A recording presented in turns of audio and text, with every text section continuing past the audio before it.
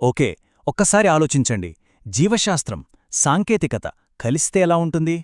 ఈరోజు మనం మాట్లాడుకోబోయేది కేవలం ఏదో ఒక సబ్జెక్ట్ గురించి కాదు.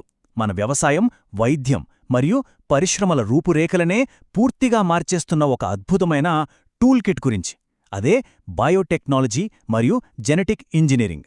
మన కంటికి కనిపించని డిఎన్ఏ లోపల అసలు ఎలాంటి అద్భుతాలు జరుగుతున్నాయో, ఆ రహస్యాలను మనకు ఉపయోగపడేలా ఎలా మార్చుకుంటున్నామో ఇప్పుడు డీకోడ్ చేద్దాం. సరే, ఇక ఏమాత్రం ఆలస్యం చేయకుండా ఇందులోకి డైవ్ చేద్దాం. ఈరోజు మనం చూడబోయే అంశాలు: మొదట బయోటెక్ టూల్ కిట్, ఆ తర్వాత మన ఆహారంలో వస్తున్న మార్పులు, మూడవది వైద్యరంగంలో అద్భుతాలు, నాల్గవది వీటిని నియంత్రించే నిబంధనలు, మరియు చివరగా ఒక క్విక్ అల్టిమేట్ చీట్ షీట్. మొదటి భాగం బయోటెక్ టూల్ కిట్. అసలు ఏది నిర్మించాలన్నా బేసిక్ టూల్స్ ఎలా అవసరమో, ఇక్కడ కూడా జెనెటిక్ ఇంజనీరింగ్కి పునాదిలాంటి ఆ ప్రాథమిక సాధనాలేంటో చూద్దాం. ముందుగా అసలు జెనెటిక్ ఇంజనీరింగ్ అంటే ఏమిటో చాలా సింపుల్గా అర్థం చేసుకుందాం. ఇదొక జీవి యొక్క జన్యు పదార్థాన్ని, అంటే డిఎన్ఏను కృత్రిమంగా మార్చడం, వ్యాధులను తట్టుకునే శక్తి కోసం లేదా ఎక్కువ దిగుబడి కోసం అవసరం లేని జన్యువులను తీసేయడం లేదా కొత్త వాటిని జోడించడం అన్నమాట. మనం ముందు చూడబోయే అద్భుతాలన్నింటికీ ఇదే మెయిన్ బేస్. ఇక్కడ మనం గుర్తుపెట్టుకోవాల్సిన ఒక బేసిక్ ఫ్యాక్ట్ ఉంది. జన్యువులు అంటే జీన్స్ అనేవి ఎక్కడో గాల్లో ఉండేవి కావు. అవి ఖచ్చితంగా డిఎన్ఏలోనే భాగాలే. డిఎన్ఏ అనేది ఒక డబుల్ హెలిక్స్ ఆకృతిలో ఉంటే నిర్మాణం. అడెనిన్, థైమిన్, గ్వానిన్ మరియు సైటోసిన్, ఈ 4 బేసులతో తయారైన ఈ డిఎన్ఏనే తరతరాలుగా వచ్చే వంశపారంపర్య సమాచారాన్ని మోసుకెళ్తుంది. మరి ఈ రీకాంబినెంట్ డిఎన్ఏ టెక్నాలజీ ఎలా పనిచేస్తుందో తెలుసా? ఒక అద్భుతమైన రియల్ వరల్డ్ ఎగ్జాంపుల్ చూద్దాం. మధుమేహ రోగులకు వాడే హ్యూమన్ ఇన్సులిన్ను బ్యాక్టీరియాను ఉపయోగించి ఎలా తయారు చేస్తారో గమనించండి. మొదట కావలసిన జన్యువును తీసుకుంటారు, దాని ఒక వెక్టర్లో ఉంచుతారు, ఆ తర్వాత దాన్ని బ్యాక్టీరియా లాంటి హోస్ట్ జీవికి బదిలీ చేస్తారు. ఇంకేముంది, ఆ బ్యాక్టీరియా మనకు కావలసిన ఇన్సులిన్ను ఉత్పత్తి చేయడం మొదలుపెడుతుంది. డిఫరెంట్ జీవుల డిఎన్ఏని కలపడం అంటే ఇదే.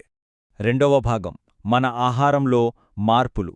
ఈ డిఎన్ఏ మార్పులు కేవలం ల్యాబ్లకే పరిమితం కాలేదు.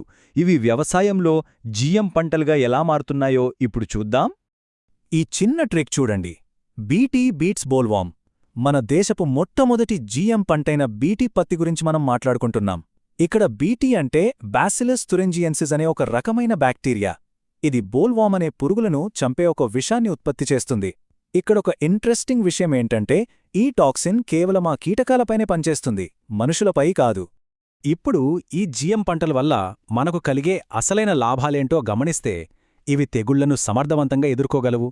దాంతో పురుగుమందులు వాడకం ఆటోమేటిక్గా తగ్గిపోతుంది. అంతేకాదు, గోల్డెన్ రైస్ లాంటి పంటల ద్వారా మనం పోషకాలను పెంచొచ్చు. ఇకపోతే వర్షాలు లేకపోయినా కరువును తట్టుకుని పెరిగే జీఎం మొక్కజొన్నలంతే కూడా ఉన్నాయి. వ్యవసాయ రంగంలో మనం ఫేస్ చేస్తున్న అతిపెద్ద సవాళ్లకు ఇవి డైరెక్ట్ సొల్యూషన్స్ అన్నమాట.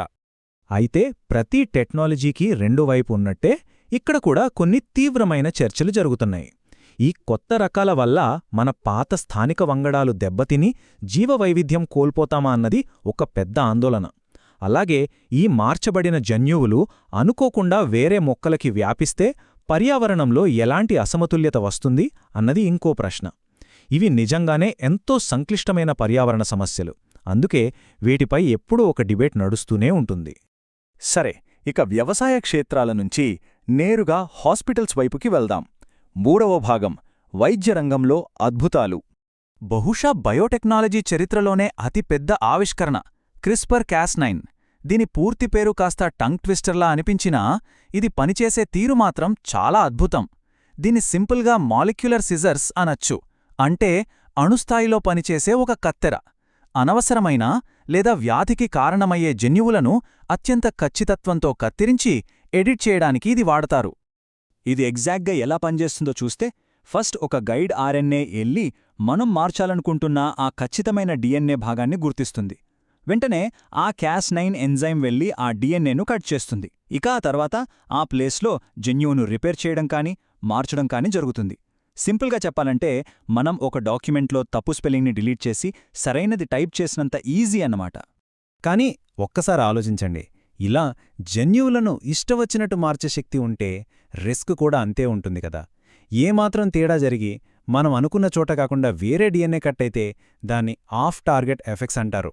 అలాగే రేపటి రోజున నేరుగా మానవ పిండాలనే ఎడిట్ చేయడం నైతికంగా ఎంతవరకు కరెక్ట్? పర్యావరణపరంగా చూసినా ప్రకృతిలో ఇలాంటి కృత్రిమ మార్పులు తెస్తే రాబోయే ప్రమాదాలేంటి అనేది చాలా సీరియస్ ఇష్యూ. ఇక మరో అద్భుతం గురించి మాట్లాడుకుందాం. అవే మూలకణాలు లేదా స్టెమ్ సెల్స్. దీన్ని గుర్తుపెట్టుకోవడానికి ఒక సింపుల్ ట్రిక్. స్టెమ్ అంటే అనేక కణాలకు మూలం. ఈ కణాలకున్న సూపర్ పవర్ ఏంటంటే ఇవి శరీరంలోని ఏ ఇతర కణంగానైనా మారగలవు. ఎముక మధ్య నుంచి తీసినా లేదా రీప్రోగ్రామ్ చేసినా దెబ్బతిన్న అవయవాలను రిపేర్ చేయడంలో ఇవి తెస్తున్న మార్పులు మామూలువి కావు. బయోఫార్మింగ్ ఈ పదం ఎప్పుడైనా విన్నారా? ఇక్కడ వ్యవసాయం, వైద్యం రెండూ కలిసిపోతాయి.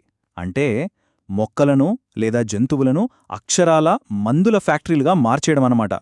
వ్యాక్సిన్లు లేదా కీలకమైన ప్రోటీన్లను ఉత్పత్తి చేయడానికి నేరుగా ఆ మొక్కలనే జన్యుపరంగా మార్చడం ద్వారా మెడిసిన్ తయారీని ఒక కొత్త లెవెల్కి తీసుకెళ్తున్నారు.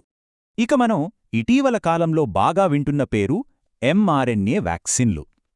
ఈ ఒక్క లైన్ గుర్తుంచుకోండి. ఎంఆర్ఎన్ఏ అంటే ప్రోటీన్లను తయారు చెయ్యమని చెప్పే ఒక మెసేజ్. ఇది మన శరీరంలోని ఇమ్యూన్ సిస్టమ్కి పంపే ఒక సూచనల పుస్తకం లేదా ఇన్స్ట్రక్షన్ మాన్యువల్ లాంటిది. పాత తరహా వ్యాక్సిన్లలాగా ఇందులో సజీవ వైరస్ను శరీరంలోకి పంపరు. దానికి బదులుగా ఈ ఎంఆర్ఎన్ఏ కణాలలోకి ప్రవేశించి ఆ వైరస్ తాలూకు ప్రోటీన్ను మాత్రమే తయారు చేయమని మన కణాలకు చెప్తుంది. అది చూడగానే మన రోగనిరోధక వ్యవస్థ వెంటనే మేల్కొని దాన్ని ఎదుర్కోవడానికి రెడీ అవుతుంది. దీనివల్ల వ్యాక్సిన్ తయారీ చాలా స్పీడ్గా జరుగుతుంది. కాకపోతే వీటిని అత్యంత చల్లని ఉష్ణోగ్రతల్లో కోల్డ్ స్టోరేజ్లో దాచాల్సి రావడం ఒక్కటే దీనికున్న పెద్ద లిమిటేషన్. 4వ భాగం నియంత్రణ మరియు నిబంధనలు. ఎందుకంటే ఇంత పవర్ఫుల్ టెక్నాలజీస్ని అలా వదిలేలేం కదా. వీటిని కంట్రోల్ చేయడానికి మన దేశంలో ఉన్న సిస్టమేంటో చూద్దాం. ఇక్కడ ఇంట్రెస్టింగ్ పాయింట్ ఏంటంటే బయోటెక్నాలజీలో ఒక్కో ఫీల్డ్ని ఒక్కో ప్రత్యేక ఇన్స్టిట్యూషన్ హ్యాండిల్ చేస్తుంది. ప్రమోషన్కి డీబీటీ, అగ్రికల్చర్కి ఐసీఏఆర్, రీసెర్చ్కి సిఎస్ఐఆర్ పనిచేస్తాయి. కానీ వీటన్నిట్లో అత్యంత కీలకమైన పేరు GEAC, genetic engineering appraisal committee. మన దేశంలో ఏ మూలన ఒక కొత్త జీఎం పంటను గాని జీవిని గాని తీసుకురావాలంటే లాస్ట్ అండ్ ఫైనల్ అప్రూవల్ ఇవ్వాల్సిందే ఈ గేట్ కీపరే. ఇక చివరి భాగం అల్టిమేట్ చీట్ షీట్. మనమిప్పటివరకు డిస్కస్ చేసిన దాంట్లో చాలామంది కన్ఫ్యూజ్ అయ్యే కొన్ని అపోహలని క్లియర్ చేసి ఫైనల్ ఫ్యాక్ట్స్ని ఒకసారి రివిజన్ చేసేద్దాం. చాలామంది పడే ఫస్ట్ ట్రాప్ క్రిస్పర్ అనేది కూడా ఒక వ్యాక్సినేమోని అనుకోవడం. యాక్చువల్లీ అది నిజం కాదు. ఎంఆర్ఎన్ఏలాగా ఇమ్యూనిటీని పెంచేది కాదు క్రిస్పర్. ఇది కేవలం డిఎన్ఏని కట్ చేసి ఎడిట్ చేయడానికి వాడే ఒక పవర్ఫుల్ టూల్ మాత్రమే. కాబట్టి వ్యాక్సిన్కి జీన్ ఎడిటింగ్ టూల్కి ఉన్న స్పష్టమైన తేడాని మనం కన్ఫ్యూజ్ అవ్వకూడదు. అలాగే ఇంకో కామన్ మిత్ ఏంటంటే జీఎం పంటలు ఎప్పుడూ పర్యావరణానికి మేలే చేస్తాయని, జీవ వైవిధ్యాన్ని పెంచుతాయని కొందరు అనుకుంటారు. కాని వాస్తవమేంటంటే ఈ కృత్రిమ రకాల వల్ల మన నాటు రకాలు, స్థానిక పంటలు కనుమరుగైపోయే ప్రమాదముందని మనమిందాకనే చర్చించుకున్నాం. ఇవి పర్యావరణంలో ఎంతో కేర్ఫుల్గా పరిశీలించాల్సిన అంశాలు. సో ఒక్కసారి క్విక్గా సమరైజ్ చేసుకుందాం. జెనెటిక్ ఇంజనీరింగ్ అంటే డైరెక్ట్గా డిఎన్ఏను మార్చడం. 2 వేర్వేరు జీవుల డిఎన్ఏని కలిపితే దాన్ని రీకాంబినెంట్ డిఎన్ఏ అంటారు. శరీరంలో ఏ కణంగానైనా మారగలిగేవి stem cells. Messenger RNA, mRNA ఆధారంగానే ఈ కొత్త తరం వ్యాక్సిన్లు పనిచేస్తాయి. ఇకపోతే జీఎం జీవుల నుంచి మెడిసిన్స్ తయారు చేయడాన్నే బయోఫార్మింగ్ అంటాం. ఈ బేసిక్ పాయింట్స్ మనకి ఎప్పుడూ ఫింగర్ టిప్స్ పైన ఉండాలి. ఫైనల్గా ఒకసారి ఆలోచించండి. జన్యువులను ఎడిట్ చేస్తూ జీవశాస్త్ర నియమాలను తిరిగి రాయగల ఈ అద్భుతమైన టూల్ కిట్ ఇప్పుడు మన చేతిలో ఉంది. వ్యాధులను నయం చేయగల, వ్యవసాయాన్ని లాభసాటిగా మార్చేయగల ఈ అపారమైన శక్తి ఒకవైపుంటే, ప్రకృతి గీసిన గీతను చెరిపేస్తూ మన స్వంత పరిణామాన్ని మనమే డిసైడ్ చేసుకునే స్థాయికి వెళ్లడం వెనుకున్న నైతిక బాధ్యతలు మరోవైపున్నాయి. మరి పవర్కి, ఎథిక్స్కి మధ్య మన సమాజం సరైన బ్యాలెన్స్ని ఎలా సాధిస్తుంది? భవిష్యత్తును నిర్ణయించే ఈ ఆలోచనతో ఈనాటి మన విశ్లేషణను ముగిద్దాం.